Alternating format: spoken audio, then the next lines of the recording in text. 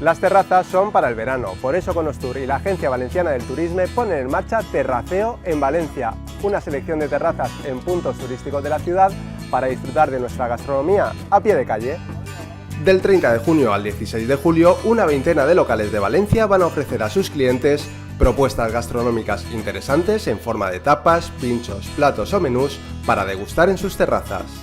Esta primera edición de Terraceo en Valencia va a permitir conocer algunas de las terrazas más bonitas de la ciudad y disfrutar de la gastronomía al aire libre. La campaña está dirigida tanto a público local como a turista internacional, por eso tanto la web como las guías informativas están en español y en inglés. La gastronomía y las propias terrazas se han convertido en un atractivo turístico más para los millones de visitantes que vienen a conocer Valencia y que disfrutan en ellas de nuestra rica gastronomía y del ambiente de las calles de la ciudad.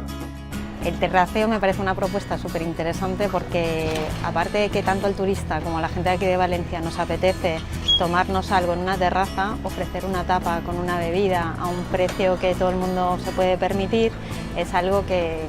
apetece a todo el mundo y que traerá a muchos clientes a la terraza. En el centro, en la Alameda, en Ruzafa, en la Marina, consulta todas las terrazas participantes en la campaña en www.terraceoenvalencia.es y disfruta de la mejor gastronomía a pie de calle.